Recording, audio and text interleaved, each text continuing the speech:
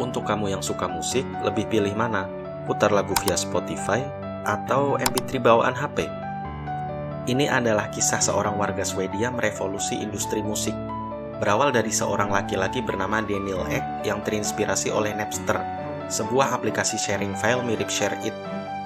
Napster sendiri pernah digugat oleh band legendaris Metallica pada tahun 2000 karena dianggap melakukan hal ilegal.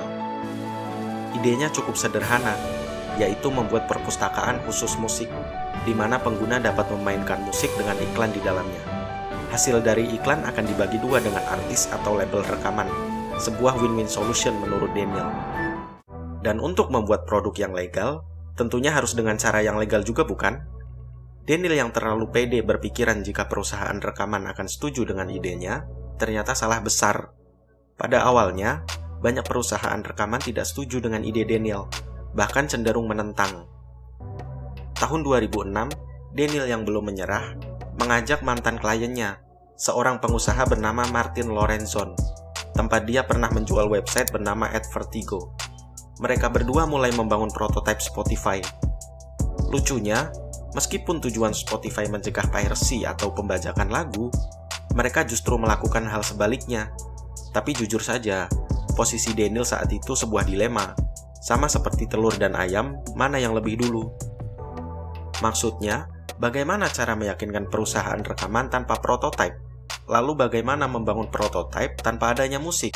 Sedangkan kita tahu jika Spotify sendiri adalah perpustakaan musik. Tanpa pikir panjang, Daniel pun melakukan piracy besar-besaran, mendownload ratusan ribu lagu copyright secara ilegal untuk prototipe mereka. Beberapa bulan setelahnya, prototipe Spotify pertama selesai, dengan fitur yang cukup brilian, seperti search engine, fitur playlist, album, profile untuk artis, dan yang paling penting adalah lagu yang dapat dimainkan secara langsung, karena kita tahu, internet pada tahun itu tidak secepat sekarang, di mana lagu yang didengarkan melalui Spotify akan didownload secara perlahan seiring berjalannya musik yang sedang dimainkan, yang artinya kita tidak perlu lagi menunggu lama, sama seperti YouTube. Tapi di balik itu semua, Daniel sendiri cukup kecewa karena negosiasi dengan label rekaman belum membuahkan hasil.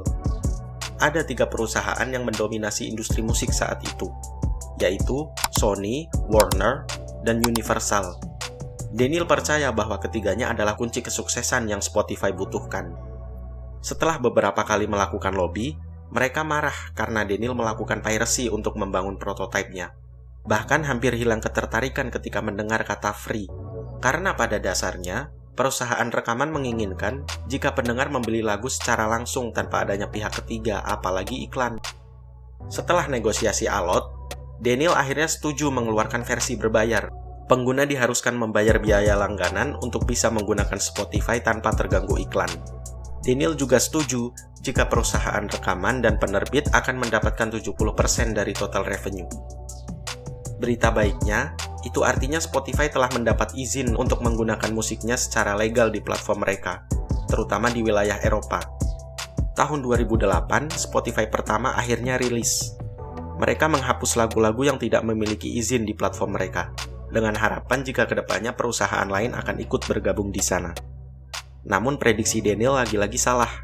Beberapa kali label rekaman mengancam untuk menarik lisensinya dari Spotify jika Daniel tidak mengikuti keinginan pemilik lisensi, salah satunya menghilangkan fitur gratis, dengan tujuan agar pengguna menggunakan versi berbayar karena dianggap lebih untung. Spotify yang tidak mempunyai pilihan lain, mau tidak mau akhirnya mengikuti kemauan copyright owner. Karena apapun kondisinya dalam kasus ini, pemilik lisensi lebih berkuasa dibanding Spotify itu sendiri. Mereka juga meminta bagian yang lebih besar ketika tahu Spotify mendapatkan pendanaan dari investor. Meskipun Spotify sendiri bisa dibilang belum memberikan profit. Tidak cukup sampai di situ, banyak individual artis menyuarakan hal yang sama. Bahkan band-band legendaris seperti Metallica, Pink Floyd, The Beatles, dan Bob Dylan, mereka pernah menarik katalog musik mereka dari Spotify. Seperti yang dilakukan Taylor Swift pada tahun 2014, yaitu menarik semua lagunya dari Spotify dan menganggap bahwa Spotify menghancurkan industri musik karena rendahnya revenue yang dihasilkan. Ada poin penting yang perlu digarisbawahi, yaitu bukan dari seberapa rendah hasil yang didapatkan artis dari Spotify, tetapi dari perjanjian antara artis tersebut dengan perusahaan rekaman. Sebagai informasi, perusahaan rekaman juga memiliki setidaknya beberapa persen saham di Spotify. Tapi apa yang dikatakan Taylor Swift memang benar adanya, bisa dibilang lebih buruk. Namun meskipun mereka mengkritik dan mengancam, sebagian besar artis akhirnya tetap kembali, karena lebih baik ada daripada tidak, meskipun sedikit.